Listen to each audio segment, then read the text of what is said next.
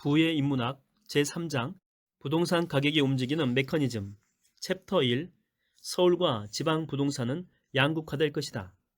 한국의 도시는 서로 다른 운명을 걷게 될 가능성이 높다. 서울과 판교 같은 도시는 향후 성장할 게 분명하지만 제조업 중심 지방 도시는 침체기를 걷게 될 것이라는 이야기다. 엔리코 모레티의 직업의 진리학을 읽어보다 보면 이런 생각이 전혀 엉뚱한 것만은 아니라는데 공감하게 될 것이다. 소제목입니다. 왜 세상은 평평해지지 않는 걸까? 세상은 점점 더 평평해진다라고 한다. 왜 그럴까?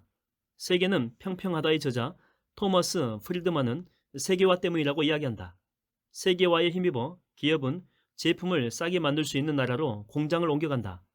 인터넷 혁명과 전자상거래 기술의 발달은 세계화를 더욱더 가속화시킨다. 이제 장소는 과거만큼 중요하지 않다. 지구상 어디든지 싸게 만들 수 있는 곳으로 공장을 옮겨간다. 그래서 인건비가 싼 중국이 전 세계의 공장 역할을 감당하고 있다. 중국의 도시 선전은 세계화 덕분에 엄청난 속도로 성장 발전하고 있다. 인도도 마찬가지다. 인도의 도시인 벵갈루루는 상대적으로 저렴한 IT 인력 덕분에 소프트웨어를 싸게 만들 수 있고 공급할 수 있어 급속도로 번성하고 있다. 미국의 콜센터가 이제는 미국이 아닌 인도에 세워지고 있다. 이처럼 세계화 때문에 인건비가 비싸고 집값이 비싼 선진국의 도시는 외면을 받고 비용이 싼 후진국의 도시가 곽광받아서 세상은 시간이 갈수록 점점 더 평평해질 것이라는 게 우리의 상식이 되었다. 그런데 과연 그럴까? 세상이 점점 더 평평해진다는 말은 맞는 말일까? 직업의 진리학의 저자 엔리코 모레티는 아니라고 한다. 일례로 미국 실리콘밸리 IT 기업의 경우 기술자의 연봉이나 집값이 인도 IT 기술자에 비해서 엄청 비싼데도 불구하고 미국 IT 기업은 인도로 옮겨가지 않는다. 집값도 비싸고 IT 기술자 연봉도 비싼 시애틀이나 실리콘밸리는 점점 더 번성하고 있다. 왜 미국의 IT 기업이나 바이오 기업은 비용이 싼 인도나 중국으로 옮겨가지 않는 것일까? 도대체 그 이유가 뭘까? 왜 세상이 평평해지지 않는 걸까? 엔리코 모레티에 의하게 되면 세계화가 적용되는 분야가 있고 적용 안 되는 분야가 있다고 한다. 전통 제조업은 세계화로 국제 분업이 일어나고 세상이 평평해지는 방식으로 진행된다.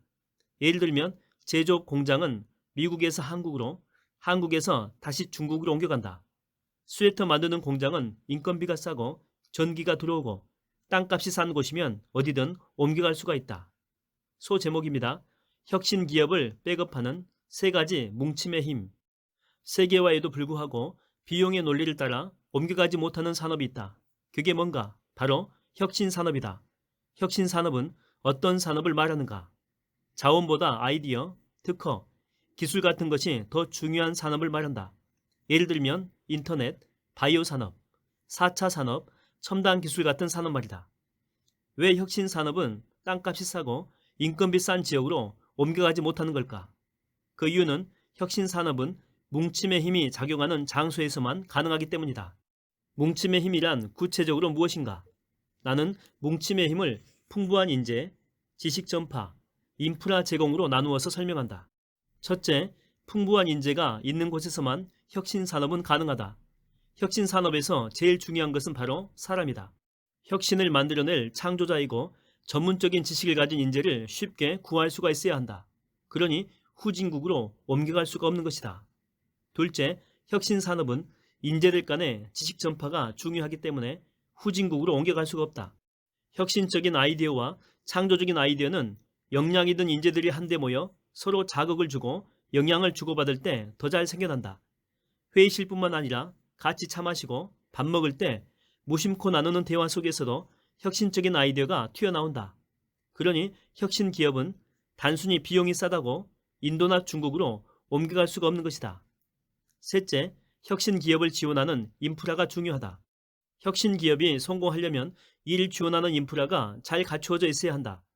혁신 기업을 지원하는 벤처 캐피탈이 있어 돈도 대주고 경영 지도도 해주고 회계도 도와줘야 한다. 또 인터넷 및 통신 인프라가 구축되어 있어서 글로벌 정보와 세계적인 연구 흐름에 빠르게 접근할 수 있어야 한다. 그러니 최고 수준의 인프라가 구축되어 있는 것이 아니면 어렵다. 이 세 가지 뭉침의 힘 때문에 혁신 기업이 단지 비용이 싸다고 중국이나 인도로 옮기는 것이 어렵다는 것이다.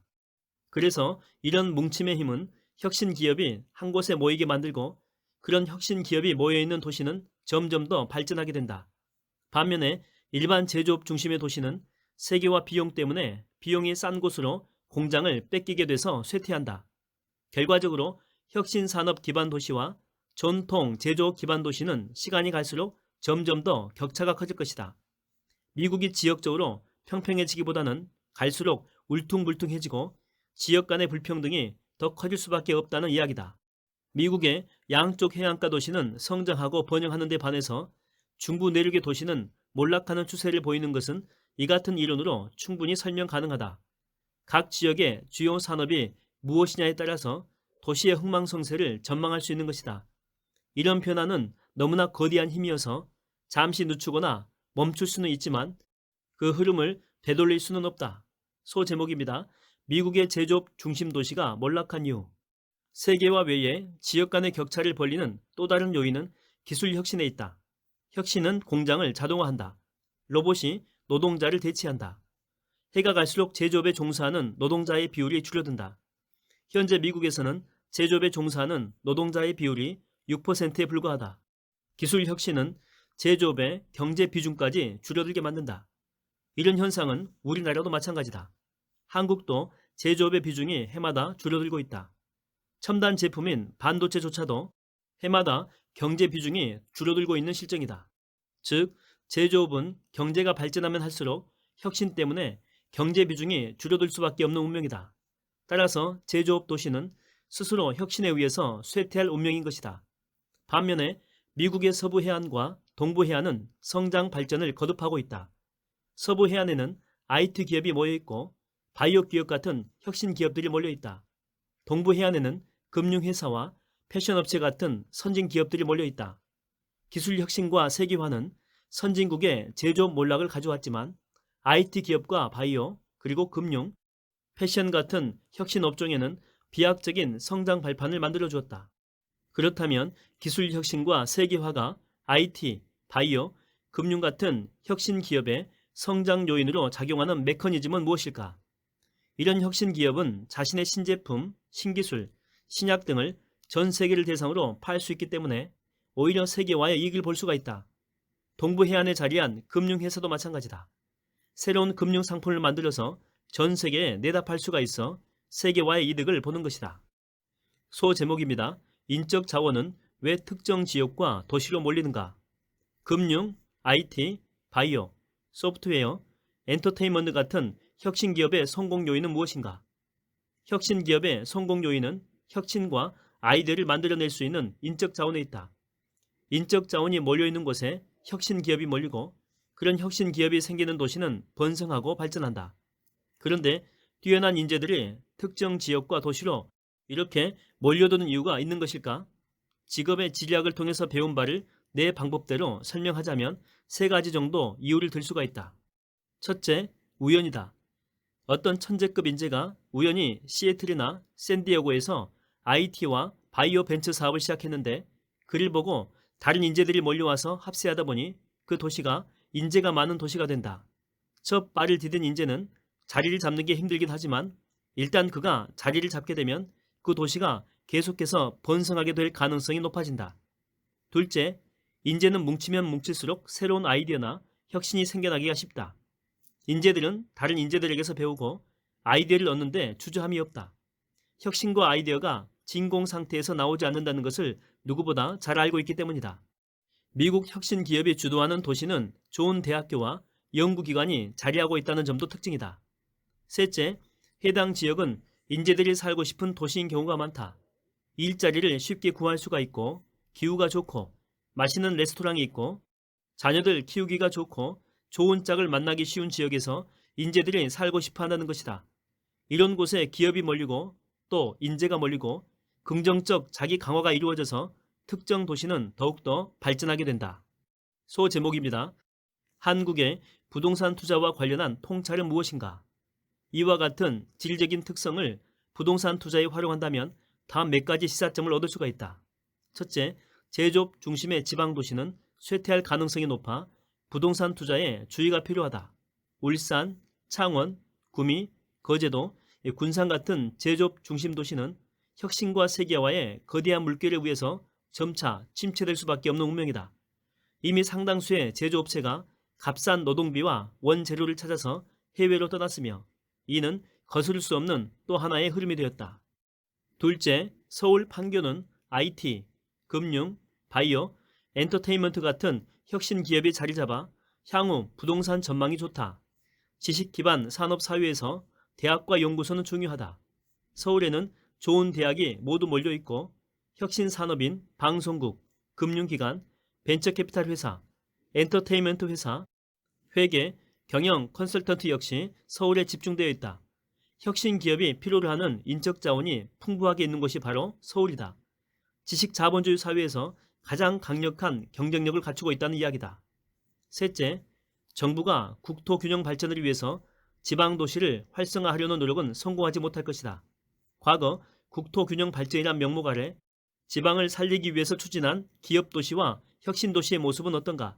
아직도 기업의 입주율은 낮고 상가는 텅텅 비고 당초 기대한 성과를 거둔 것이 많지 않다.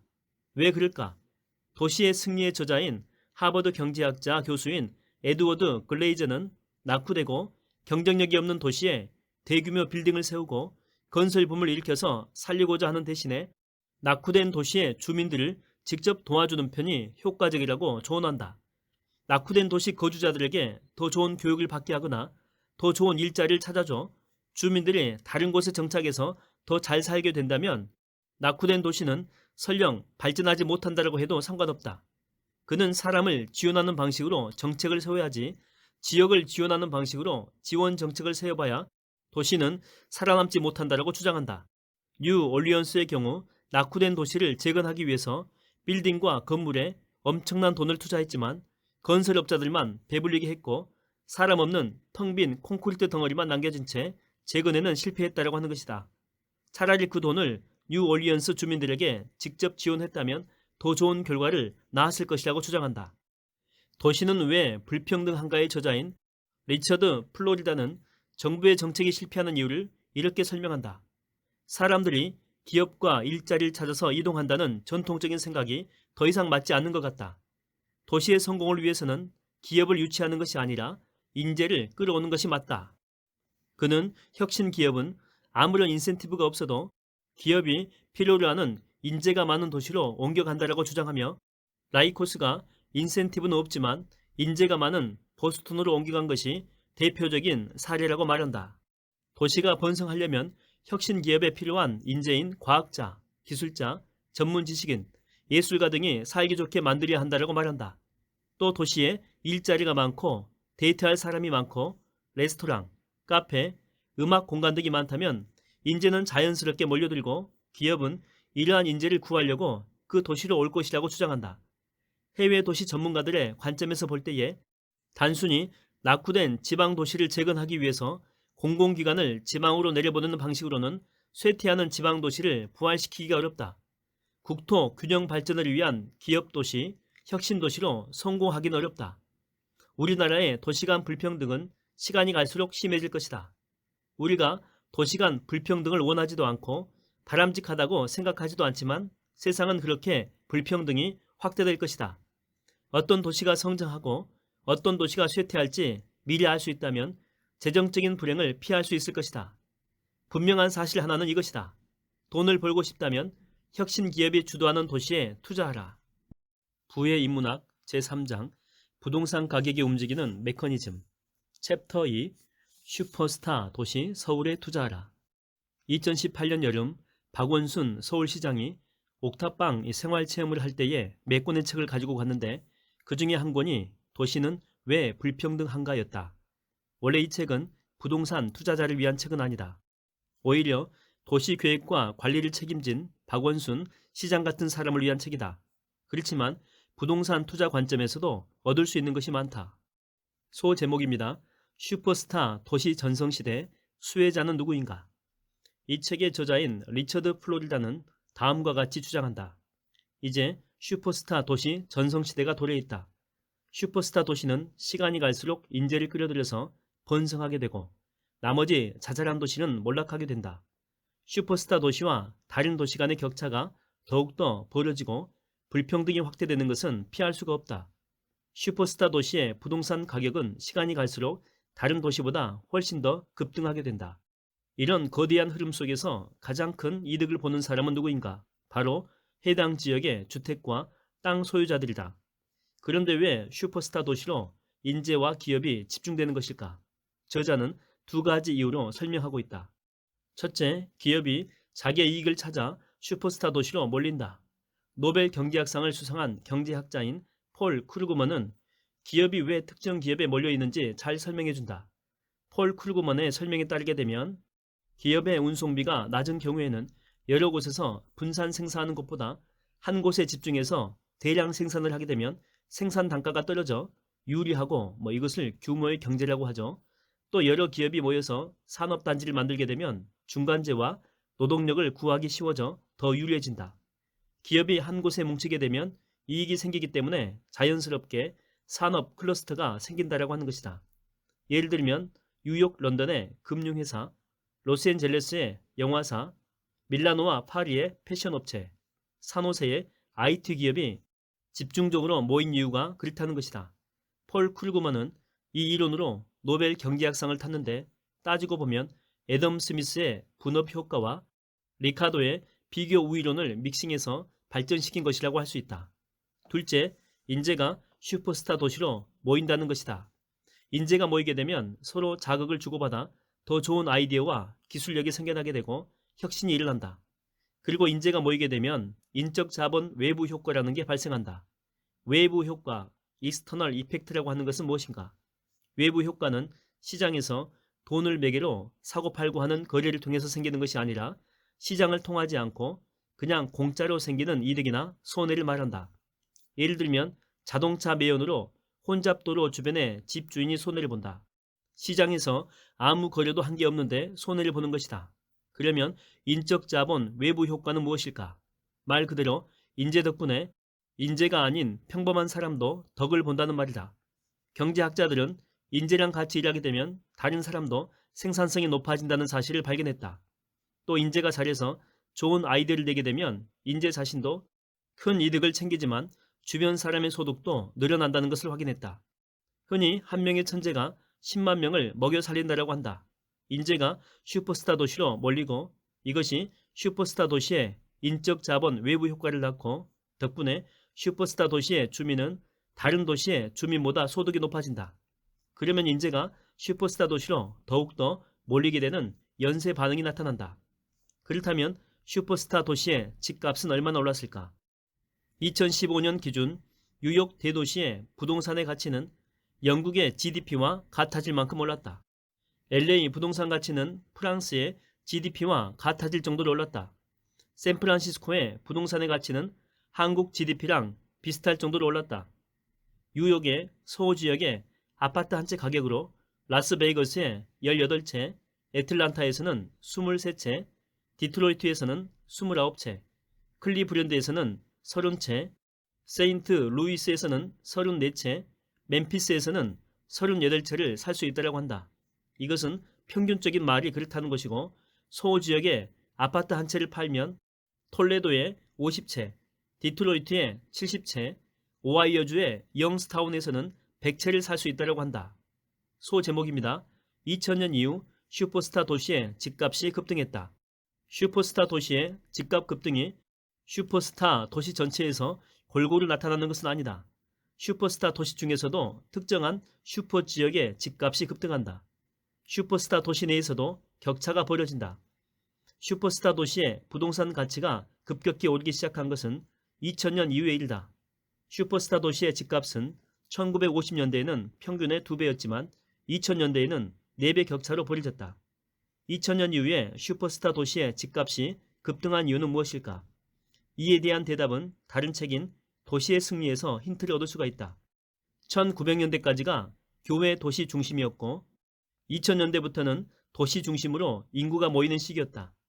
왜 교외로 나갔던 인구가 다시 도시로 집중하게 되었을까?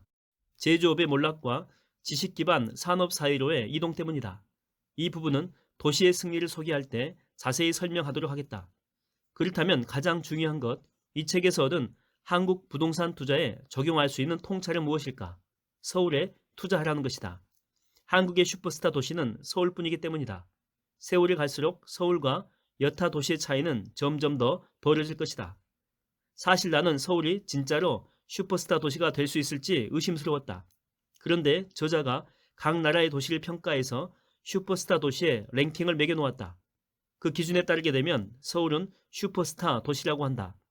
이 책에 따르게 되면 1위는 뉴욕, 2위 런던, 3위 도쿄, 4위 홍콩, 5위 파리, 6위 싱가포르, 7위 LA, 8위 서울, 9위 빈, 10위 스톡홀름, 11위 토론토, 12위 시카고, 13위 취리히, 14위 시드니, 15위 헬싱키, 16위 더블린, 17위 오사카 고베, 18위 보스턴, 오슬로, 베이징, 상하이, 22위 제네바, 23위 워싱턴, 샌프란시스코, 모스크바가 랭킹에 올라 있다.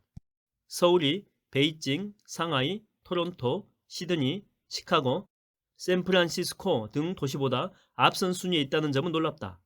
이 순위의 평가 기준은 5가지로 1인당 GDP, 금융 능력, 글로벌 경쟁력, 비즈니스 활성도, 삶의 질 기준이다.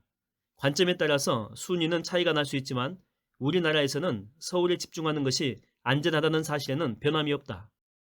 부의 인문학 제3장 부동산 가격이 움직이는 메커니즘 챕터 3 어느 도시, 어느 동네 부동산이 뜰 것인가? 어느 지역, 어느 도시, 어느 동네가 뜰 것인가? 이 질문에 올바른 답을 찾는다면 부동산 투자도 잘할 수가 있다. 이 질문에 대한 답을 찾는 데는 하버드 대학교 경제학과 교수인 에드워드 글레이저의 도시의 승리가 도움이 된다. 이 책은 앞서 소개한 도시는 왜 불평등한가? 직업의 지리학, 저자들도 언급할 정도로 탁월한 관점을 갖고 있다. 소제목입니다. 도시의 승리란 말 속에 숨겨진 뜻. 인류는 도시를 통해서 정보를 교환하고 새로운 기술을 만들어내고 문화도 창조했다. 아테네가 있었기 때문에 플라톤과 소크라테스의 철학이 발전할 수가 있었고 이탈리아의 피렌체가 있었기 때문에 르네상스가 있었다. 영국의 버밍햄이 있었기 때문에 산업혁명이 가능했다. 이처럼 도시는 인류 발전에 엔진 역할을 해왔다. 1970년대 도시는 중산층이 교외로 탈출하는 바람에 더럽고 가난하고 범죄가 많은 지역으로 기피 대상이 된 적이 있었다. 그러나 이후에 다시 부자들이 도심으로 돌아와 도시의 승리는 지금까지 이어지고 있다. 이 책은 도시와 관련된 많은 아이디어와 주장을 담고 있다. 이 책을 관통하는 핵심 메시지는 도시의 진정한 힘은 사람으로부터 나온다는 것이다. 도시의 흥망성쇠 여부는 사람, 특히 인재에 달려있다라고 하는 것이 저자의 주장이다. 저자는 서문에서 서울에 대해서 이렇게 말했다. 서울은 수십 년 동안에 전국 각지에서 많은 인재가 몰려와서 번영했다. 서울의 크기와 범위는 서울을 위대한 혁신의 집합소로 만들었다. 농촌 사람들도 서울로 상경함으로써 고립을 벗어나 세계 경제의 일부가 되었다. 서울은 한국과 세계를 이어주는 연결고리 역할을 한다. 서울은 아시아와 유럽, 미국을 연결하는 관문이다. 한국은 혁신적으로 계속 성장할 것이고 서울은 한국 성장의 중심적인 역할을 할 것이다. 서울은 한국의 혁신 집합소다. 에드워드 글레이저의 서울에 대한 언급을 보면 정약용의 말이 떠오른다. 목민심서로 유명한 실학자 정약용은 자식에게 서울을 떠나지 말라고 당부했다. 중국과 달리 우리나라는 서울에서 수십 리만 떨어져도 야만적인 지역인데 먼 지방은 더하다. 서울에 살 곳을 정해 세련된 문화적인 안목을 떨어뜨리지 마라. 내가 유배를 당한 처지에서 너희들을 농촌에 물러나 살게 했지만 훗날 계획은 꼭 서울 심리 안에 살도록 하는 것이다. 정약용은 실학자였다. 탁상 공론이 아니라 실질적인 도움이 되는 학문을 추구하는 정약용이 보기에도 대도시인 서울에 살아야 유리하다라고 판단한 것이다. 서울은 지금뿐만이 아니라 옛날에도 정보와 물류 그리고 인재가 모이는 중심지였다. 소제목입니다. 도시의 성공 요인은 무엇인가? 도시의 승리에서 말하는 도시의 성공 요인은 무엇일까? 일자리 외에 어떤 요소가 사람들을 끌어당기는 것일까? 어떤 요소가 도시를 흥하게 하는 줄 알아야 도시의 미래를 전망할 수 있고 또 어느 도시의 집값 전망이 좋은지도 알 수가 있다. 저자는 즐거운 도시가 번성한다라고 말하고 있다. 사람을 즐겁게 만드는 도시가 번성하다는 것이다. 구체적으로 도시의 무엇이 사람을 즐겁게 하나? 저자는 음식 문화, 패션 문화, 엔터테인먼트, 그리고 짝을 만날 수 있는 기회가 사람을 즐겁게 만든다라고 주장한다. 이런 것이 잘 갖추어진 도시가 흥하고 번성한다는 것이다. 먼저 음식 문화부터 살펴보자. 대도시일수록 레스토랑이 많다. 식료품 가게 종업원 수와 레스토랑에 일하는 종업원 수를 비교하게 되면 미국 전체적으로 식료품 가게 종업원 수가 레스토랑 종업원 수보다 1.8배로 많지만 대도시 맨하탄에서는 거꾸로 레스토랑의 종업원 수가 식료품 가게 종업원 수보다 4.7배나 많다. 맨하탄에서는 어디서건 도보 거리에 맛집이 많이 있다. 흥미로운 카페와 술집도 있다. 도시의 접근성이 좋고 다양한 음식 문화가 사람을 끌어들인다. 패션 문화의 발달도 도시를 흥하게 하는 중요한 포인트다. 1998년에서 2007년 사이에 맨하탄의 의류와 액세서리 매장에서 일하는 사람은 50%가 늘었다. 불경기에도 불구하고 장기 추세는 상승세다. 더 부유해진 뉴욕 시민들은 옷에 더 많은 돈을 지출한다. 통계를 보게 되면 100만 이상의 인구를 가진 도시는 그렇지 않은 도시보다 의류 구매에 42% 이상을 더 지출한다고 한다. 옷은 그 사람의 기호와 소득을 나타낸다. 더 많은 사회적인 교류와 다양성이 존재하는 도시에서 옷이 더 필요한 것이다. 신발도 그렇다. 대도시 사람들은 전체 지출 기준에서 신발 사는데 25% 이상 돈을 더 지불한다고 한다. 패션과 액세서리, 보석 등 다양한 입는 문화가 발전된 도시가 사람을 끌어당기고 흥하게 한다. 또 다른 요소로는 엔터테인먼트와 예술이 도시를 흥하게 한다. 도시에는 역사적인 고궁, 박물관, 미술관, 극장이 많아서 문화를 즐기기가 쉽다. 도시에는 시골에 사는 사람들보다 음악 콘서트에 갈 가능성이 19% 더 높고 영화관에 갈 가능성은 98% 더 높고 술집에서 술을 마실 가능성은 26%나 더 높다고 한다. 더 잘 살수록 교육을 더 많이 받을수록 사람들은 수동적인 TV 시청보다 생생한 상호작용이 가능한 문화 오락거리를 훨씬 더 좋아한다. 그러니 부유하고 교육을 많이 받은 사람일수록 엔터테인먼트와 예술이 발달한 도시를 찾게 되고 도시를 흥하게 하는 것이다. 짝을 만날 기회가 많은 것도 도시를 흥하게 하는 요인이 된다. 많은 젊은 사람들이 도시로 모이는 이유는 짝을 찾기 위해서다. 맨하튼은 다른 도시보다 미혼자가 더 많다. 미혼자가 짝을 찾기 좋은 도시이기 때문이다. 집만 나서게 되면 술집, 식당, 카페 등이 줄지어 있고 이들 사이를 걸어 다닐 수가 있다. 이런 곳에서는 짝을 만나기가 쉽다. 인구가 많기 때문에 자기랑 비슷한 취향을 가진 사람들을 만날 가능성이 높은 것이다. 짝을 만나기 위해서 임금이 낮아도 대도시에 근무하기를 희망하는 사람들이 많다. 홍대 앞이 흥하는 이유도 록 공연을 비롯한 온갖 엔터테인먼트 외에 짝을 만날 가능성이 높기 때문이다. 집값이 비싼 지역일수록 사람들에게 즐거움을 주는 요소가 많다. 앞서 언급한 요소가 잘 갖추어진 도시일수록 사람들에게 즐거움을 준다. 그래서 사람들은 실질 임금이 낮아도 즐거운 도시에 살기를 원한다고 한다. 통계가 이를 대변하고 있다. 소득 대비 집값이 높은 도시일수록 인구가 늘어나고 실질 소득 증가율이 높게 나타났다. 반면에 소득 대비 집값이 싼 도시일수록 향후 인구가 줄어들고 실질 소득 증가율이 훨씬 더 낮았다. 결국 사람들은 즐거운 곳에 살기 위해서 더 비싼 집값이란 비용을 기꺼이 치르며 집값이 비싼 도시일수록 향후 인구가 더 늘어나고 실질 소득 증가율도 높다는 것을 통계가 보여준다. 이러한 사실은 만약에 소득 대비 집값이 싸다면 그 도시는 향후 번성할 매력적인 요소가 없다는 것을 의미하기 때문에 소득 대비 집값이 싸다고 무조건 매수하면 안 된다는 말이기도 하다. 소제목입니다. 도시의 성공 요인 중에 가장 중요한 두 가지. 앞서 말한 네 가지는 모두 도시의 성공 요인으로 작용하지만 진짜 가장 중요한 요소는 따로 있다라고 저자는 말한다. 그것이 무엇일까?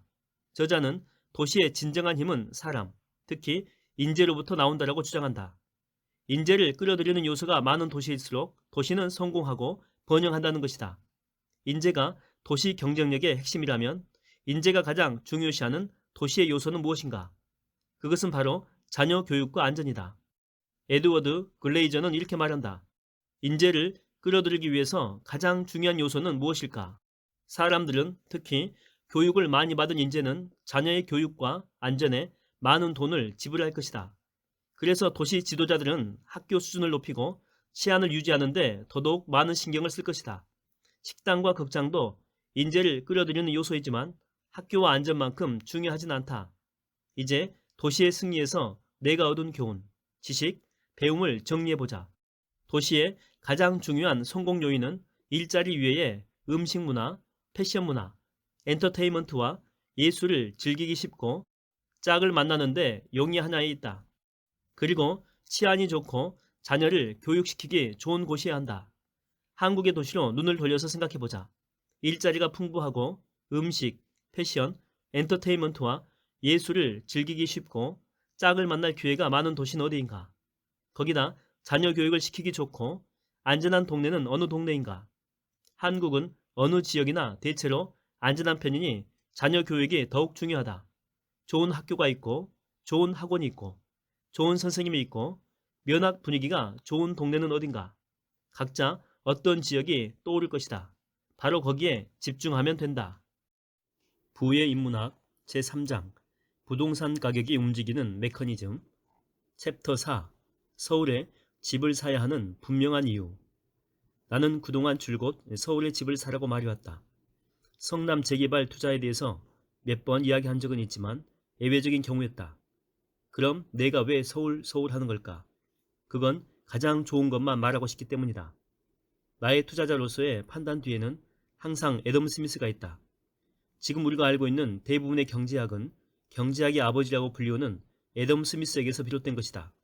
그가 평생 독신으로 살면서 10년에 걸쳐 쓴 대작이 바로 국부론이다. 이 책은 경제학에서 성경 같은 책으로 후대의 많은 경제학자들에게 영감과 아이디어를 주었다. 소제목입니다. 답은 분업의 힘에 있다. 애덤 스미스의 화두는 딱 하나, 어떻게 해야 나라가 잘 살 수 있는 것인가 하는 것이었는데 그가 찾은 답은 바로 분업이다. 그는 핀 만드는 것을 예로 들면서 분업의 효율성을 설명했다. 국부론에서 그는 첫 번째 사람은 철사를 늘리고 두 번째 사람은 철사를 곱게 펴고 세 번째 사람은 철사를 끊는 등 핀 만드는 작업을 18개로 나누어서 하니 혼자서 만들었다면 하루에 20개도 못 만들 핀을 하루에 4,800개를 만들 수 있게 되었다라고 적고 있다. 이것이 바로 분업의 힘이다. 그렇다면 분업하고 서울에 집 사는 거하고는 무슨 상관이 있을까? 자, 생각해보자. 분업을 하려면 어떻게 해야 할까? 사람이 한 곳에 모여야 한다. 그래야 분업이 가능해지기 때문이다. 그래서 도시에 인구가 집중되는 것이다. 도시가 커질수록 분업의 이익은 커진다. 그래서 사람들은 각자 자신의 이익을 찾아 서울로 몰려들게 되는 것이다. 만약에 당신이 작은 시골 마을의 대장장이라면 철을 사용하는 모든 종류의 일을 해야 한다. 인구가 적은 시골 마을에서는 못 제조공 같은 직업이 있을 수가 없다. 못 제조공은 하루에 1,000개, 1년이면 30만 개의 못을 만들 것이다. 그러나 인구가 적은 시골 마을에서는 1년에 1,000개도 팔 수가 없다. 즉, 하루치 작업량도 팔 수 없기 때문에 분업이 발생하기가 어렵다. 이처럼 분업의 정도는 도시의 크기에 의해서 제한을 받는다. 도시가 작을 때는 어느 누구도 한 가지 일에만 몰두할 수가 없다. 어떤 종류의 직업은 대도시에서만 가능하다. 인구가 적은 시골 마을에서는 농부가 푸주간 주인, 빵집 주인, 양조장 주인을 겸하지 않으면 안 된다. 소제목입니다. 수도권 억제 정책의 한계. 분업의 힘에 의해서 서울로 인구가 집중되고 서울만 더 발전하게 되다 보니 지방 사람들은 상대적인 박탈감을 느끼게 된다. 그런데 정치인들이 이걸 모르는 척 내버려 둘 수가 없는 이유가 서울 사람이나 지방 사람이나 선거 때는 1인 1표라는 것 때문이다. 그래서 정치인들은 수도권 억제법을 만들어 지방 활성화를 들고 나온다. 한 표라도 더 얻자면 무슨 짓이라도 해야 되니 말이다. 그런데 이런 정책은 나라를 평등하게 만들지는 모르지만 우리나라가 부자 되는 속도는 떨어뜨린다. 이 문제를 인식한 선진국은 이미 70년대, 80년대에 수도권 억제 정책을 다 폐기했다. 이유가 뭘까? 지구촌이 글로벌 경제가 되면서 각 나라 도시끼리 경쟁하게 되었기 때문이다. 이제는 도시 경쟁력이 국가 경쟁력이다. 프랑크푸르트, 홍콩, 뉴욕, 런던이 서로 최고의 국제금융도시가 되려고 경쟁하고 있다. 영국의 예를 보자. 영국도 수도인 런던만 인구가 늘고 엄청 커지고 있다. 첫째는 분업의 이익이 가장 크기 때문이고 그 다음으로는 교육 문제가 가장 많은 영향을 미쳤다고 한다. 런던에 좋은 사립학교가 많아서 공교육에 회의적인 부모들이 런던으로 몰린 것이다. 그 결과 런던은 더욱더 커지고 발전하게 되었다. 독일도 비슷한 이유로 지방 도시가 소멸하고 있고 일본 역시 도쿄 1국화가 되고 있다. 지금은 슈퍼스타 도시 전성시대다. 슈퍼스타 도시만 점점 더 커지고 집값 상승 속도도 더 빨라지고 있다. 우리나라도 한때 지방의 혁신도시, 기업 도시를 만들어서 지방 경제를 활성화한다는 명목 아래 수도권 억제 정책을 펴고 서울에 있는 공기업을 지방으로 이전했다. 평등한 세상을 꿈꾸는 노무현 대통령의 정책이었다. 그런데 이런 정책은 세상을 좀 더 평등하게 만들지는 모르겠지만 세상을 비효율적이고 비경제적으로 만들게 된다. 나는 이런 수도권 억제 정책이 일시적으로는 서울 집중 속도를 늦출 수는 있겠지만 결국에는 다시 서울로 집중될 수밖에 없다고 본다. 마치 중력의 법칙처럼 말이다. KTX가 생긴 뒤에 대전 사람들은 임플란트를 하러 강남의 치과에 간다고 한다. 병원만 가나? 백화점 쇼핑도 서울로 가게 된다. KTX뿐만이 아니다. 분당에 신분당선이 생겼을 때도 비슷한 일이 생겼다. 분당 정자역 주변 상가는 잠시 꿈에 부풀었다. 신분당선이 생기게 되면 장사가 잘 될 거라고 생각했다. 그런데 막상 신분당선이 개통하자마자 정자역 상권은 오히려 망했다. 왜 그랬을까? 학생들이 학원에 다니러 신분당선을 타고 강남으로 가버렸기 때문이다.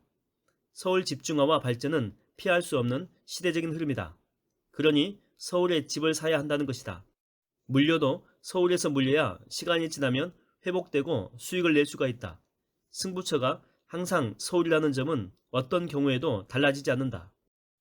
부의 인문학 제3장 부동산 가격이 움직이는 메커니즘 챕터 5 비교 우위론은 지방이 아닌 서울의 집을 사라고 말한다.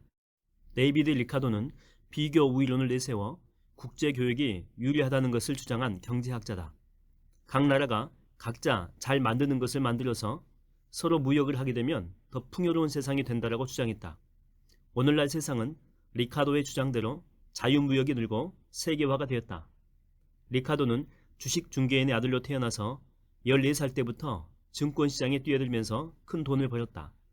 14살이면 중학생 나이인데 그때부터 주식으로 돈을 벌였다라고 하니 어릴 때부터 경제관념이 남달랐던 모양이다. 그는 10대 때 이미 증권 투자로 수백만 파운드를 벌었고 20대 중반에 이미 대기업체를 경영했다라고 한다. 리카도는 대학은 가지 않았다. 말 그대로 실전 고수였던 셈이다. 27살의 어느 날 휴가를 간 리카도는 우연히 애덤 스미스의 국부론을 읽게 되었다. 고전 경제학자의 걸작인 이 책을 접하고 나서 크게 감동받았는지 경제평론가로 데뷔하고 경제학자가 되었다. 리카도가 후대에 남긴 유명한 주장으로는 비교 우위론, 노동가치설, 차액지대론이 있다. 소 제목입니다. 리카도의 유산 1. 비교 우위론. 오늘날 세상은 자유무역과 세계화를 추구하여 점점 더 풍요로운 세상이 되어가고 있다. 비교 우위론은 지금은 너무나 당연하게 받아들여지고 있지만 리카도가 처음 주장할 때만 하더라도 낯설고 반직관적이어서 전혀 받아들여지지 않았다. 리카도가 죽고 난 뒤에 20년이나 더 지나서야 리카도의 주장처럼 식량 수입을 제한하는 곡물법이 폐지되었다. 리카도의 비교 우위론을 부동산 투자에 접목하면 어떤 통찰을 얻을 수가 있을까? 제조업 공장은 비교 우위론에 따라서 전부 후진국으로 옮겨가고 있다. 우리나라의 제조업 공장도 싼 임금과 싼 땅, 싼 재료를 찾아서 점점 해외로 나가고 있다. 새로운 공장은 멕시코, 베트남, 인도 등에 들어서고 있다. 과거 제조업의 메카이던 거제, 창원 등지의 경기가 예전 같지 않다. 이는 일시적인 현상이 아니라 거대한 흐름이다. 결국 한국에는 본사와 연구소만 남게 될 것이다. 그럼 본사와 연구소는 어디에 있게 될까? 서울이다. 왜 서울일까? 본사와 연구소에 근무할 수 있는 고급 두뇌, 인재가 다 서울에 있기 때문이다. 소 제목입니다. 리카도의 유산 2. 노동가치설. 노동가치설은 간단히 말해 모든 물건을 가치 있게 만든 것은 노동이라고 하는 주장이다. 가격의 대부분이 노동에서 나온다는 것이다. 이 노동가치설은 마르크스에게 영향을 주었다. 노동자가 못 사는 이유는 자본가가 노동자의 몫을 중간에 가로채서 떼먹는다는 것이다. 그래서 노동자가 들고 일어나서 혁명을 일으켜 자본가를 없애야 한다는 게 프롤레타리아 혁명이다. 그런데 노동가치설은 잘못되어도 한참 잘못된 것이다. 노동가치설을 학문적으로 붕괴시킨 학파가 있었다. 오스트리아 한계효용학파가 등장하면서 노동가치설은 빛을 잃었다. 이해하기 쉽게 비유를 들어보자. A는 자장면을 만들어서 판다. 그런데 A가 만든 자장면은 맛이 형편없다. 그런데 A는 자기가 자장면 기술을 익히기 위해서 많은 시간을 들였고 또 자기는 대학까지 졸업한 사람이기 때문에 자장면 한 그릇당 3만 원은 받아야 되겠다라고 주장한다. 노동가치설에 기반을 둔 주장이다. A는 자기 입장에서 대학을 마치고 기술을 익히는데 얼마나 많은 시간과 비용이 들였는지 강조하며 자기도 먹고 살려면 주거비, 생활비 등이 필요한데 이를 감안하게 되면 적어도 시간당 얼마를 받아야 하니까 얼마를 내놓으라고 요구하는 것이다. 그런데 맛없는 자장면을 먹은 당신의 입장에서는 전혀 동의할 수가 없다. 당신은 그 돈을 주려니 너무 억울하고 뭔가 잘못된 것 같은데 정확하게 뭐가 잘못된 건지는 잘 모르겠다라고 여길 것이다. 그때 짜잔하고 당신을 구해주기 위해서 나타난 경제학자가 오스트리아의 한계효용학파다. 한계효용학파의 주장은 사람은 한정된 돈을 가지고 자신이 제일 만족하는 방식으로 돈을 쓴다는 것이다. 모든 사람이 자기 만족도에 따라서 돈을 지불하고 가격은 시장에서 수요 공급의 법칙에 따라서 결정된다라고 주장한다.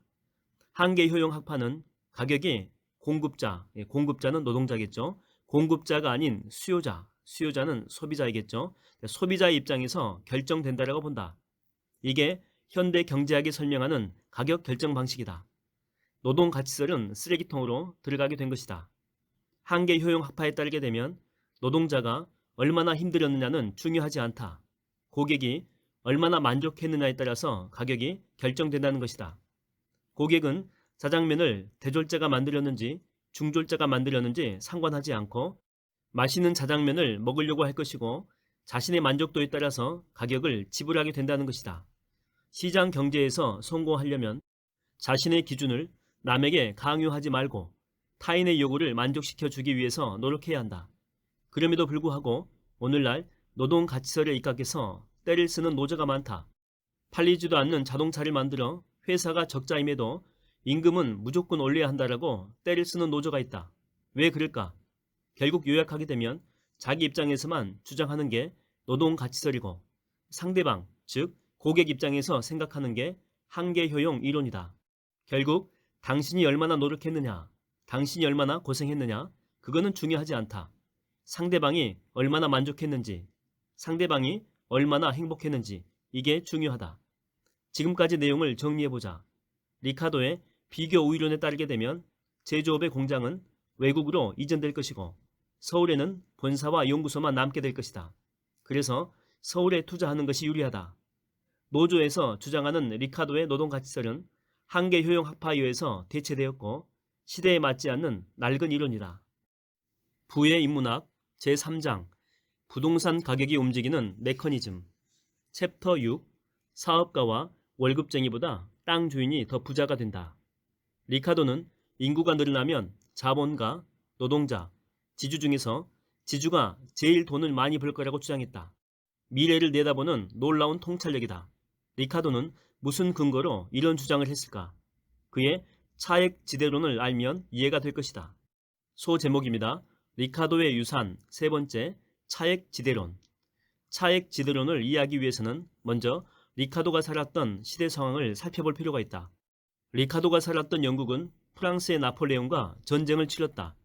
전쟁통에 밀을 프랑스로부터 수입할 수가 없어 영국의 밀 가격이 급등했다. 자연스레 밀 경작지 수요가 급격히 늘어났고 예전에는 사용하지 않던 땅까지 경작해 밀 농사를 짓게 되었다. 자, 이런 상황에서 마침내 전쟁이 끝났다. 전쟁이 끝나니 리카도가 영국 의회에서 이렇게 주장했다. 전쟁이 끝났으니 값싼 밀을 외국에서 수입합시다. 이 주장은 지주들의 반대에 부딪혔다. 왜 지주들이 반대했을까? 값싼 밀이 수입되면 영국 내 밀 가격이 급락할 것이고, 그러면 밀 경작지인 토지 가격도 급락할 수밖에 없다. 지주들이 밀 수입을 반대하는 것은 당연한 일이었다.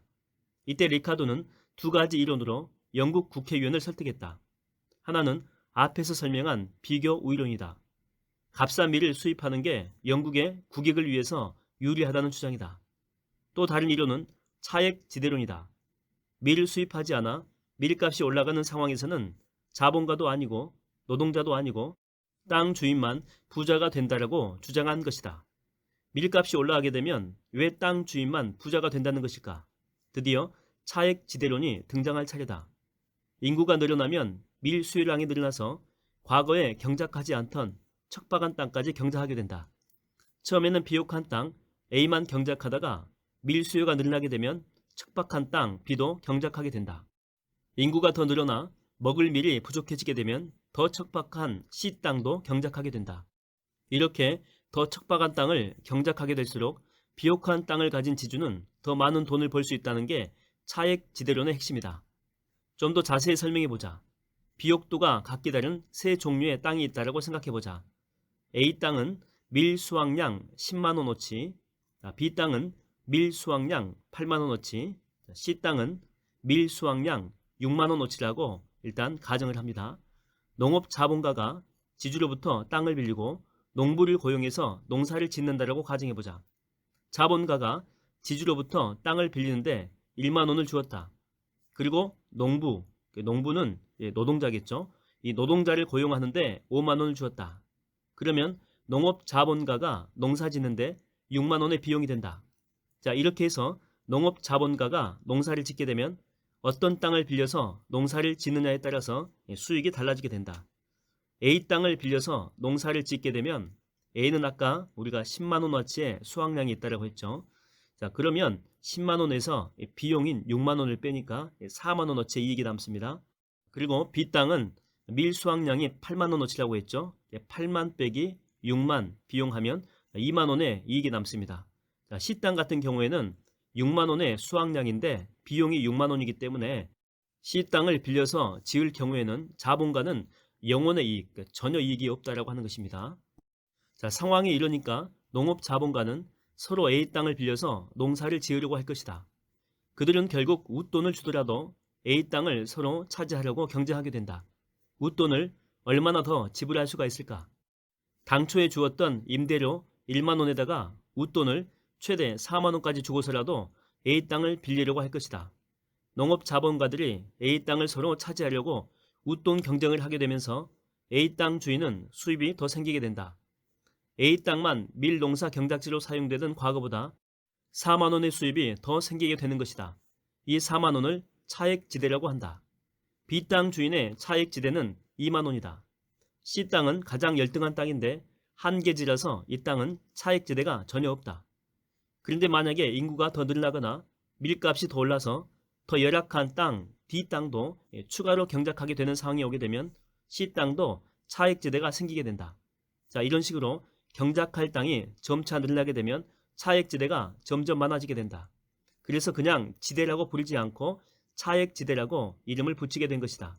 자, 지루한 내용이니 간단하게 결론만 말해보자. 리카도는 인구가 늘고 경작지가 늘어날수록 농업자본가의 수입이 늘어나는 것보다 지주의 수입이 더 많이 늘어나며 노동자죠.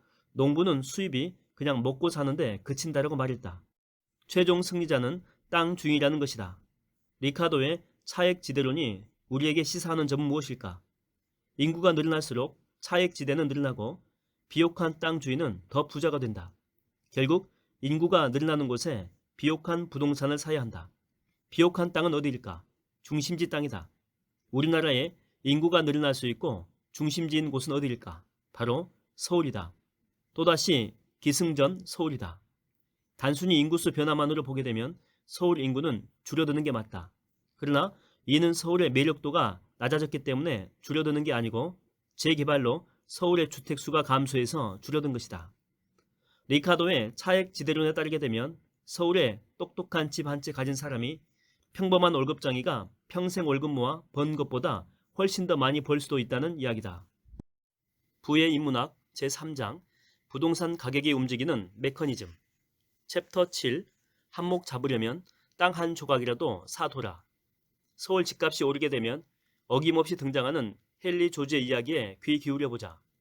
헨리 조지는 가난한 목사의 아들로 태어났다. 그래서 잘 배우지 못하고 중학교 중퇴가 학력의 전부였다. 그는 밑바닥 인생을 전전하다가 우연히 어느 신문사의 식자공으로 일하게 된다. 이때 그 신문사 주필이 그가 쓴 글을 보고 감탄해서 기사를 쓸 기회를 주었다. 졸지에 기자가 된 헨리 조지는 애덤 스미스와 리카도를 읽으며 경제학 지식을 넓혀간다. 그는 결국 진보와 빈곤이라고 하는 책을 내놓게 되는데 그것이 1879년의 일로 지금으로부터 무려 140년 전의 일이다. 소제목입니다. 세상의 모든 땅값이 상승하는 메커니즘. 헨리 조지는 경제가 성장하고 세상이 진보하는데도 왜 빈곤이 사라지지 않는지에 대해서 의문을 품었다. 끝없이 질문을 던지던 그는 자기 나름의 답을 찾았다. 경제가 성장하고 발전해도 빈곤이 사라지지 않는 이유는 바로 땅값 때문이라며 다음과 같은 글을 남겼다. 모든 지대는 도둑질이다. 지대는 노동에 대한 지속적인 부담이다. 인간이 노동을 하는 모든 순간마다 지대가 빠져나간다. 지대는 깊은 지하에서 생명을 걸고 일하는 사람에게도 배를 타고 세찬 파도와 싸우며 일하는 사람에게도 부과된다. 지대는 추위에 떠는 사람에게서 온기를, 배고픈 사람에게서 음식을, 병자에게서 약품을, 불안한 사람에게서 평온을 빼앗는다. 지대는 10식구가 지저분한 단칸방에서 살도록 만든다. 지대의 사유화는 과거의 절도일 뿐만 아니라 현재의 절도이며 이 세상에 태어나는 어린이들에게는 타고난 권리를 빼앗는 행위다. 그리고 헨리 조지는 땅값이 오르는 메커니즘을 밝혀냈다라고 주장했다. 그의 설명을 들어보자. 아무도 살지 않은 광활한 평원이 있다라고 했을 때 모든 땅은 같은 조건을 갖고 있다. 비옥도도 똑같다. 이때 어느 날 한 사람이 나타나 우연히 한 곳에 정착한다. 혼자서 살다 보니 분업이나 협동이 불가능해 그는 가난하게 살 수밖에 없다. 모든 일을 혼자서 다 해결해야 하기 때문이다.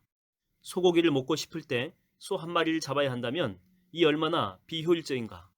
그러던 어느 날 두 번째 사람이 나타난다. 그는 평원 어디에나 정착할 수 있지만 첫 번째 주인이 정착한 곳 바로 옆에 자리를 잡는다. 서로가 분업과 협동을 하려면 서로 가까이 사는 것이 좋다는 것을 알기 때문이다. 이후에 계속 새로운 사람이 찾아오게 되고 이들은 모두 최초의 정착자 중심으로 자리를 잡게 된다. 함께 모여 살아야 분업과 협업의 이익을 얻을 수 있기 때문이다.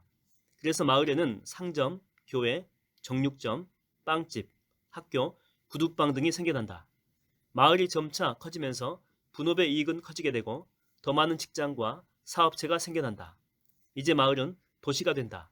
도시는 산업과 생활의 중심이 된다. 최초의 정착자의 땅은 최고의 상업 중심지가 되고 산업 밀집 지역이 된다. 그리고 최초 정착자는 땅값이 치솟아 부자가 된다. 그로부터 땅을 물려받은 자손 역시 부자가 되어 더 이상 일할 필요도 없다. 그 땅 한 조각은 금으로 포장해도 좋을 만큼 비싼 가격에 거래되고 어떤 기술자의 임금보다 더 큰 돈을 벌어들인다. 모든 땅값은 이런 식으로 상승한다. 헨리 조지는 이렇게 간단하면서도 명확하게 말했다. 그런데 알고 보면 이 모든 이야기는 애덤 스미스가 국부론에서 이미 한 말이다. 애덤 스미스는 지루하고 재미없는 경제학자답게 아주 간결하게 분업의 이익을 기술한 데 반해서 문장력이 좋은 헨리 조지는 아주 설득력 있게 감동적으로 풀어서 쓴 것이다. 똑같은 내용이지만 포장이 달라지니 대중의 반응이 더 뜨거웠을 것이다. 소제목입니다. 유일하게 오르는 것은 땅값이다. 헨리 조지는 리카도의 차액 지대론도 아주 멋지게 설명했다.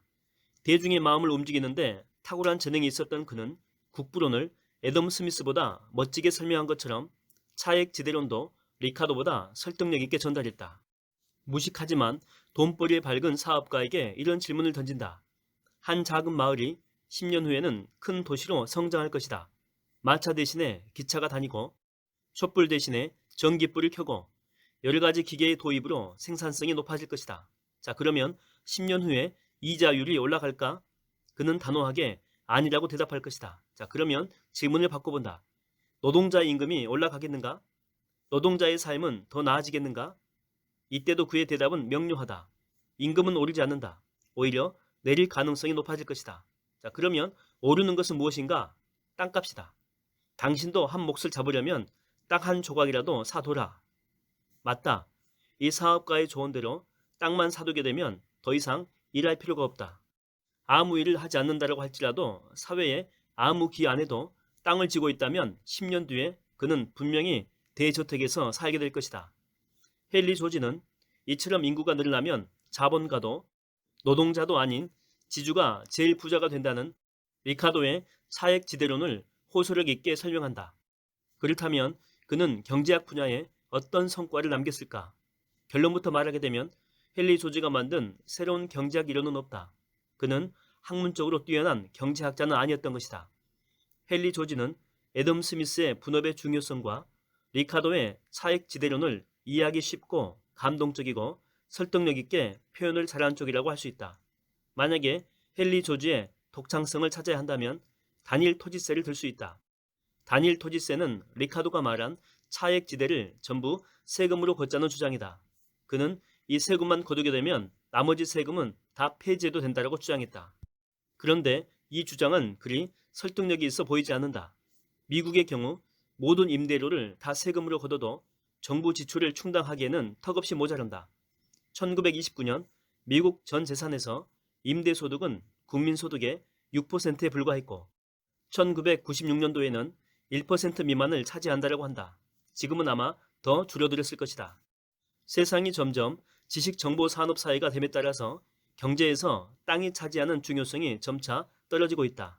요즘에 페이스북, 아마존, 애플, 넷플릭스, 구글 같은 기업이 돈을 버는데 이들 기업에게 땅은 별로 중요하지 않다. 이들 기업의 대부분은 부는 새로운 기술과 아이디어에서 나온다.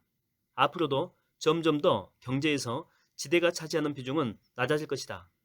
헨리 조지는 지대의 규모를 너무 과대평가한 오류를 범했다. 그런데도 헨리 조지가 오늘날 한국에서만 인기 있는 이유는 뭘까? 2017년도에 한 진보 정치인이 작심하고 지대 개혁론을 논하고 헨리 조지와 토지를 이야기하면서 헨리 조지가 살아있다면 오늘날 중국식의 토지 제도를 찬성했을 거라고 언급한 바 있다. 그런데 중국처럼 땅의 소유권은 국가가 가지고 있고 이용권만 인민이 가지는 방식이 결코 좋은 방식은 아니다.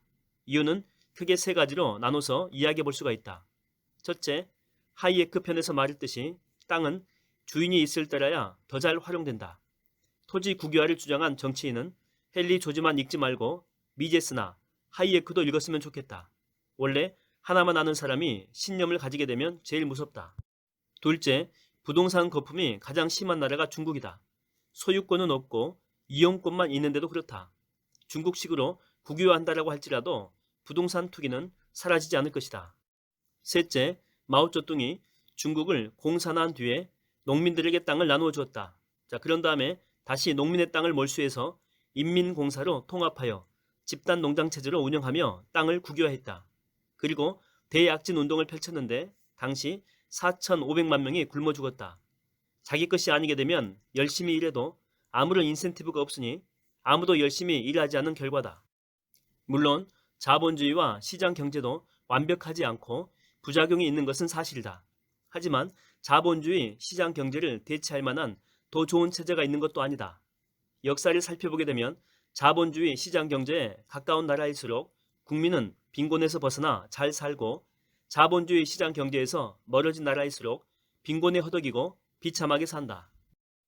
부의 인문학 제3장 부동산 가격이 움직이는 메커니즘 챕터 8 부동산 가격은 수익성에 따라서 달라진다. 애덤 스미스는 그리 미남은 아니었나 보다. 생김새를 살펴보게 되면 코는 거대하고 눈은 개구리 눈을 닮았고 아랫입술은 툭 튀어나왔다. 요즘에 우리가 보는 애덤 스미스의 추상화는 화가가 보기 좋게 보정을 해준 게 아닐까 싶은데도 워낙 개성이 강해서 금방 눈에 들어온다.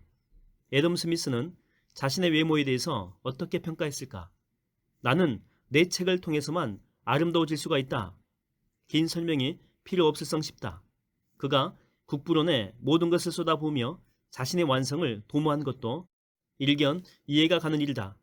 애덤 스미스는 말 더듬이었고 신경쇠약을 앓고 있었으며 목류병도 앓았다.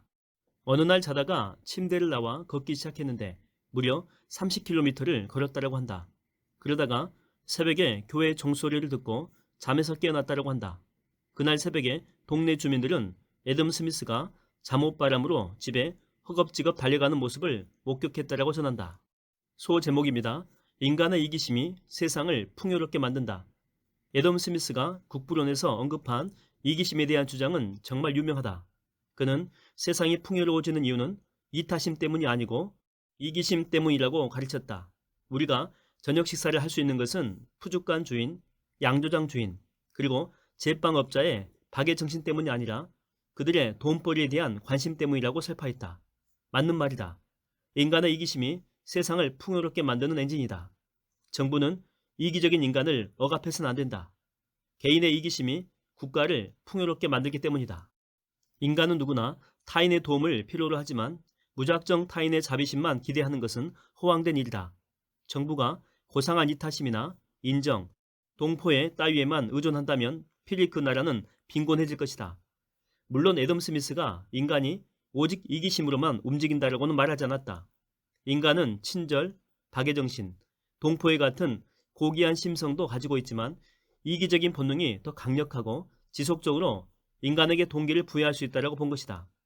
그래서 애덤 스미스는 인간의 본능 중에 가장 강한 본능인 이기심이 사회 전체 이익을 위해서 잘 활용될 수 있도록 하는 것이 나라가 잘 사는 첩경이라고 본 것이다. 리카도, 마르크스 등등 후대의 수많은 경제학자들이 국부론에서 아이디어를 얻고 자신의 이론을 발전시켰다. 애덤 스미스는 후대 경제학사에 나타난 많은 천재 경제학자를 가르친 천재였다. 소 제목입니다. 국부론에서 얻는 부동산 투자 힌트 3가지.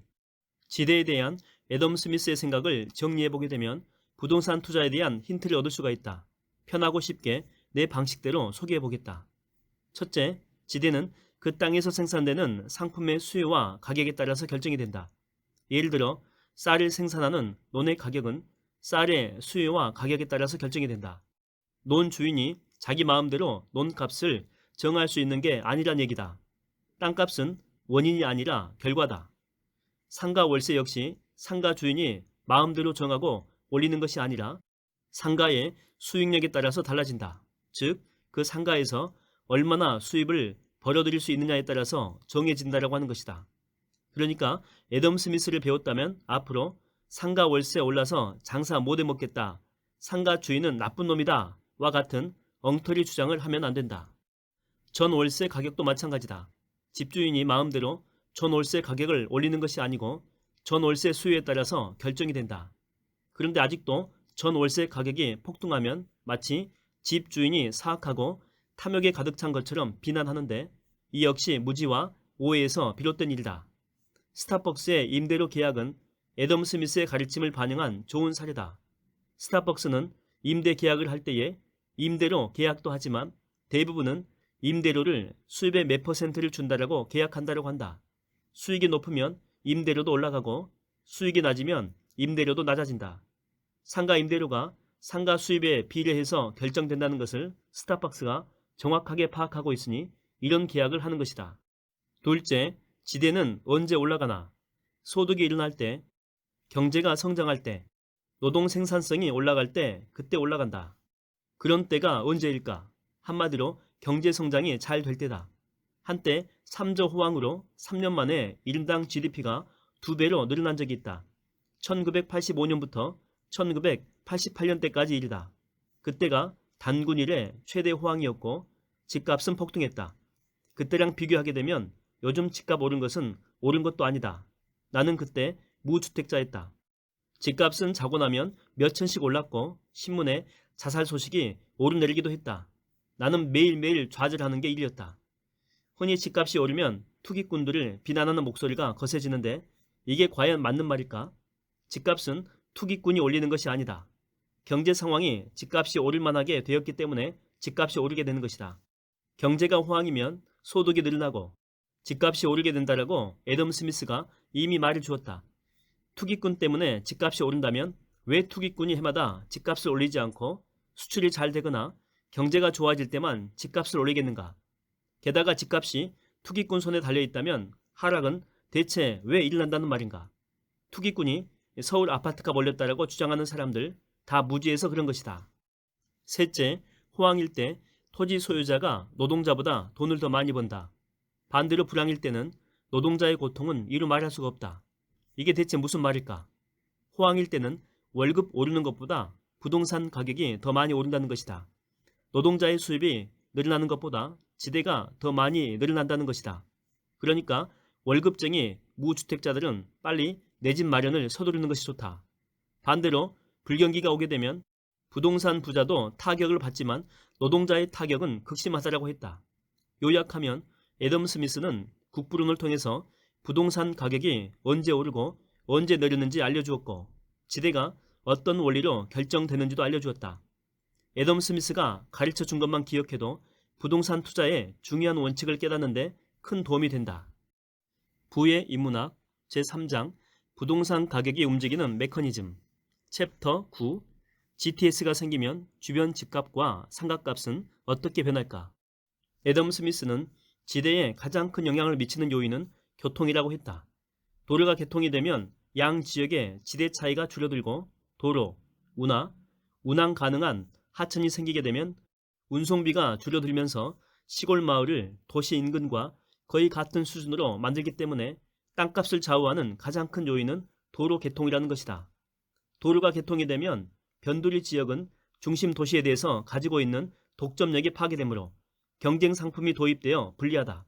하지만 변두리 지역의 생산물에 대해서 다수의 새로운 시장이 생기기에 유리한 면도 있다라고 하면서 50년 전 런던 부근 지역에서 더 멀리 떨어진 시골까지 도로를 연장하는 것을 반대하는 청원이 있었던 것을 예로 들었다.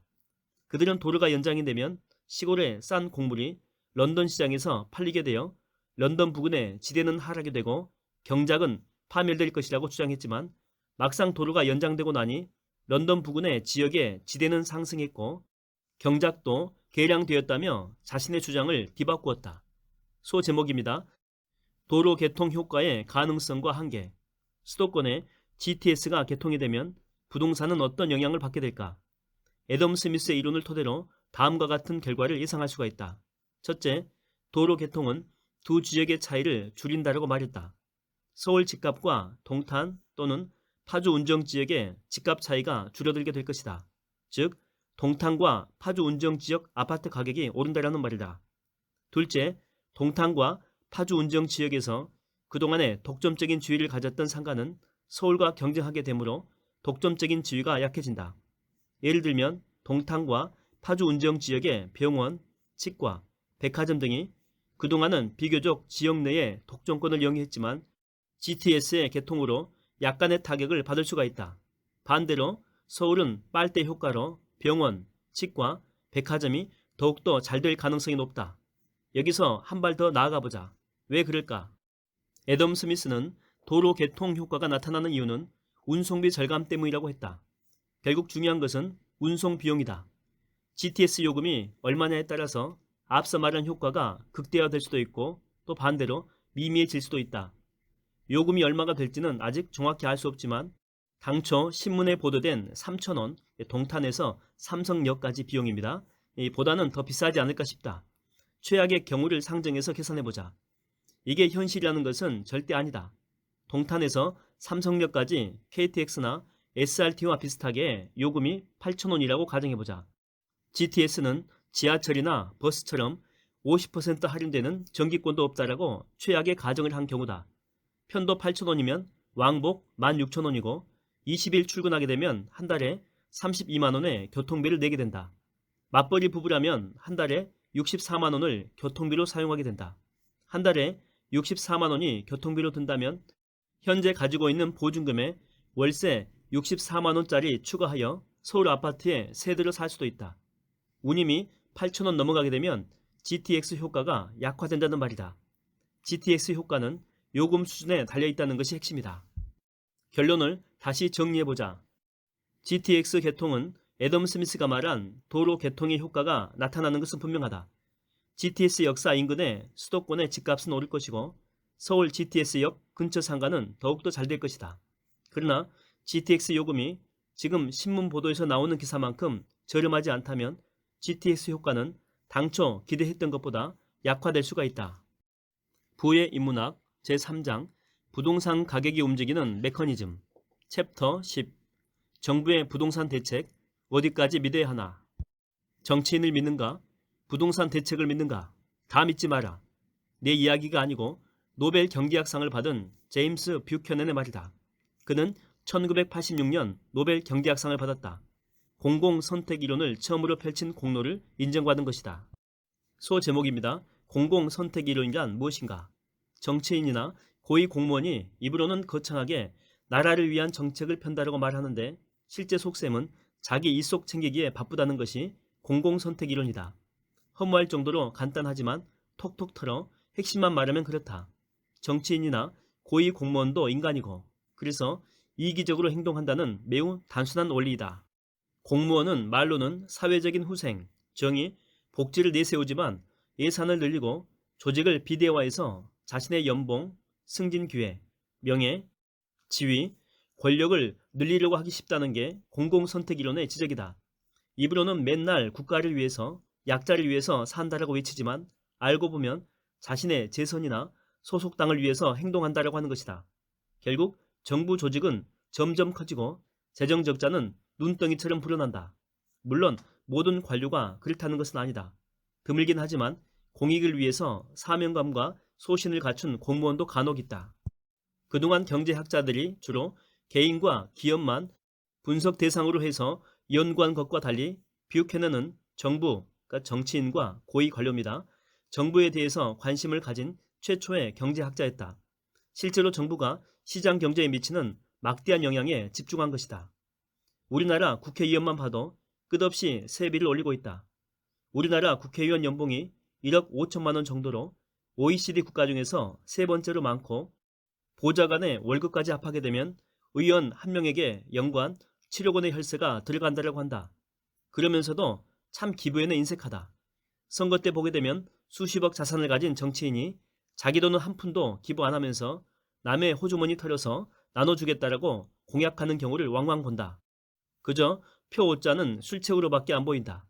그런데 이런 정치인에게 손가락질을 할 것도 없는 것이 뷰캐넌의 시각으로 보게 되면 오히려 당연하다. 그 정치인만 특별히 나쁜 것이 아니고 원래 정치인이 다 그렇다는 것이 뷰캐넌의 이론이다.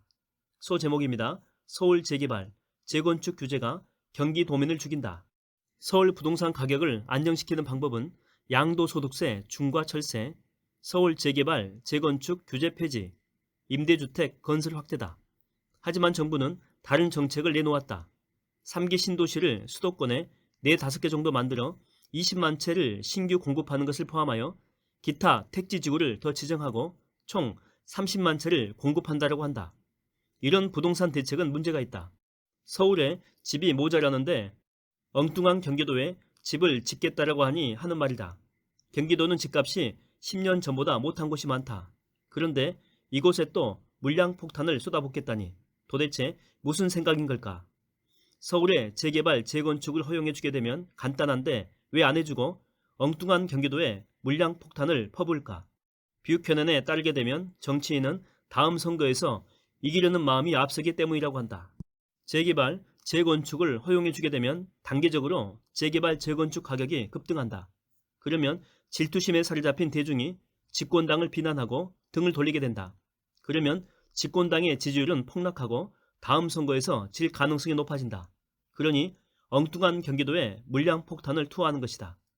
서울 재개발, 재건축 대신에 경기도에 신도시를 건설하는 정책은 국가적으로 비효율과 낭비를 발생시킨다. 경기도에서 서울로 출퇴근하려면 교통비와 시간 낭비가 좀 많겠는가. 게다가 도로를 확충해야 하니 또 돈 들고. 이게 다 낭비고 국가 경쟁력을 떨어뜨리는 일 아닐까? 또 전국에는 서울의 재개발, 재건축을 더 이상 미룰 수가 없어서 허가해 줄 수밖에 없다. 단독주택의 경우 내용 연수가 최대 50년이니 결국에 재개발을 허가해 주게 될 테고 아파트도 배관 파이프 때문에 40년이 되면 재건축을 허가해 줘야 된다.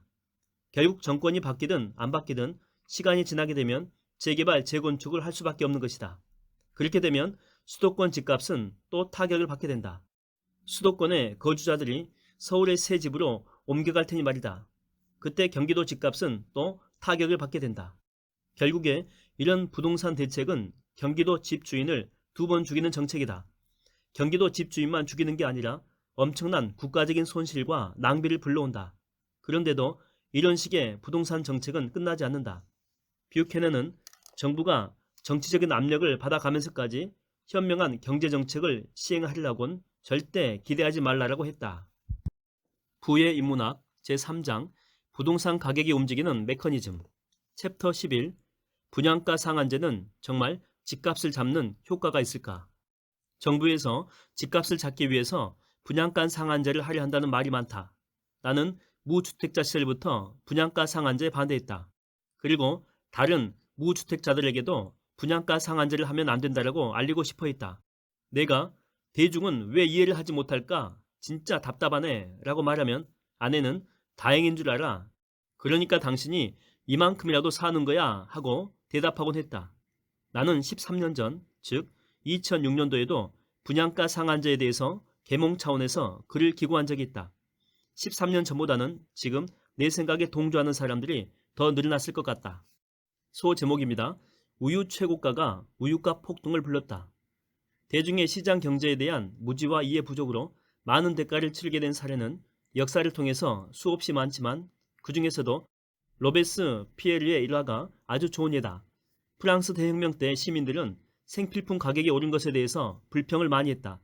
로베스 피에르는 대중의 인기를 얻을 속셈으로 우유 가격을 강제로 반으로 내려 최고가를 정해주었다. 최고가를 어기는 업자는 단두대로 끌고 가서 목을 잘랐다. 로베스피에르가 정해준 우유 최고가로는 젖소 사료값도 안 나왔다. 목축업자는 우유를 팔아서 손해를 보게 되자 젖소를 도살해서 고기를 팔았다. 젖소가 도살되자 우유 생산량은 더 줄고 우유값은 더욱더 폭등했다. 이에 로베스피에르는 젖소의 사료값을 반으로 내리면 되지 않느냐고 생각해서 사료 가격을 반으로 내려 최고가로 정했다. 사료 최고가를 어기게 되면 역시 단두대로 끌고 가서 처형했다. 그러자 사료업자는 단두대에 끌려가서 목이 잘리느니 차라리 사료 생산을 중단해버렸다. 그 바람에 사료값은 다시 3, 4배 폭등했다. 그 결과 우유값은 10배가 뛰었다. 그리하여 종전에는 10살까지 먹을 수 있었던 우유가 갓난아이도 먹을 수 없게 되어버렸다. 이는 시민 폭동으로 이어져 로베스피에르는 단두대로 끌려갔다. 이때 파리의 길거리에서 주부들은 로베스피에르에게 이렇게 외쳤다. 저기 더러운 최고가가 끌려가고 있다. 로베스피에르는 도덕적이고 청렴결백했다. 그러나 그는 경제 원리를 잘 이해하지 못했기 때문에 불행을 자초했다. 아무리 의도가 선하다고 해도 경제 원리를 따르지 않는 정책은 효과적이지 않다. 우리가 직관과 다른 경제 원리를 좀 더 이해한다면 우리 사회는 갈등이 줄고 좀 더 풍요로운 세상이 될 수 있을 것이다. 소 제목입니다. 정말 1가구 다주택자 때문에 집값이 오르는 걸까? 요즘에 1가구 다주택자가 파렴치범으로 몰리고 비난받는 분위기다. 다주택자가 세금을 내야 하는 것은 당연하고 사회적인 책임을 가져야 하는 것은 마땅하다. 그러나 다주택 보유자가 범죄자로 매도되는 것은 대중의 경제 원리에 대한 이해 부족에서 비롯된 것이다. 1가구 다주택자가 비난받는 이유는 뭘까? 1가구 다주택자 때문에 집값이 오른다라고 하는 생각 때문이다. 정말 1가구 다주택자들이 집값 상승의 주범인가? 경제학의 아버지로 불리우는 애덤 스미스는 대중의 시장 경제에 대한 오해와 무지를 우려했다. 애덤 스미스는 150년 전에 요즘 다주택 보유자에 대한 비난과 비슷한 그 당시 곡물 중간 상인에 대한 비난이 근거 없음을 경제 원리로 설명했다. 먹는 생필품인 밀 가지고 중간에 장난치는 놈을 죽여야 한다는 논리는 사는 집 가지고 장난치는 놈들 때려잡아야 한다는 논리와 매우 비슷하다. 재화를 싹쓸이하여 가격을 올린다는 오해를 받는다는 점에서 1가구 다주택자나 곡물 중간 상인이나 같은 비난을 받는다. 1가구 다주택자가 집값을 끌어올리는 주범이 아니라는 것을 이해하기 위해서는 곡물 중간 상인이 곡물가를 끌어올리는 주범이 아니라는 것을 친절히 설명한 애덤 스미스의 설명을 먼저 들어보자. 일부 곡물 상인이 자신이 먹고 쓸 수 있는 양보다 더 많은 곡물을 매점 매석하여 곡물 가격을 올림으로써 부당한 이익을 가로채 최종 소비자인 시민들에게 피해를 준다라고 오해를 샀다. 이걸 바꿔 이야기하면 일가구 다주택자가 자신이 살 집도 아닌 집을 왕창 사서 집값을 올린다는 비난과 똑같습니다. 그래서 유럽 각국은 농부만이 곡물 상인을 할 수 있도록 규제했다. 이러한 중간 상인에 대한 규제 정책이 의도한 목적은 중간 상인을 없애서 최종 소비자가 곡물을 싸게 살 수 있도록 하자는 것이었다. 그러나 중간 상인 규제 정책은 오히려 곡물가를 더 올리게 만들었다. 왜 곡물 중간 상인에 대한 규제가 오히려 대중의 직감과 상식에 반하여 오히려 곡물가를 더 올리게 만들었을까? 애덤 스미스는 두 가지 이유를 들었다. 하나는 농부들이 자신의 재산 중의 일부를 유통에 필요한 곡물을 사는데 소비해야 했다. 즉 농부가 자신의 재산 전부를 농업 생산에만 투자하지 못하고 일부 자본을 유통을 위한 목적으로 떼어두기 때문에 국가 전체적으로 농업 생산에 투자하는 자본 투입량이 줄어들어 국가 전체의 곡물 생산이 줄어들게 되었다는 것이다. 가로 열고 다가구 주택 보유자들은 주택 건설에 국가 전체적으로 더 많은 자본을 투하하여 더 많은 주택 공급을 가져온다. 가로 닫고 또 하나의 이유는 전에는 농부들이 농사만 잘 지으면 되었는데 이제는 곡물 유통도 직접 해야 하므로 분업에 따른 농부의 전문성이 떨어져 농업 생산성이 크게 떨어졌다는 것이다. 이런 두 가지 이유 때문에 곡물 중간 상인에 대한 규제는 당초의 의도와는 달리 국가 전체의 곡물 생산량 감소와 곡물 가격 상승을 가져온 것이다. 애덤 스미스는 곡물 중간 상인이 자신의 이익을 위해서 사업을 하지만 결과적으로는 국가 전체적으로 곡물 생산량을 늘려서 곡물 가격 안정에 기여했다는 점을 밝혔다.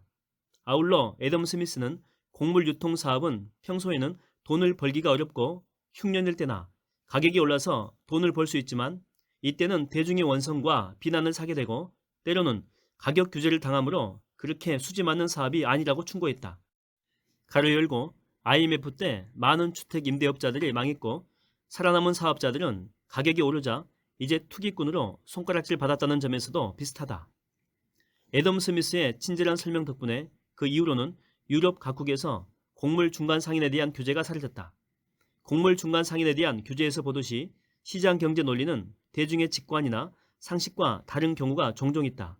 실제로 과거 전세가 규제 조치가 전세가 폭등을 가져왔고 소액 임대차 보호법이 상가 임대료 폭등을 낳았다.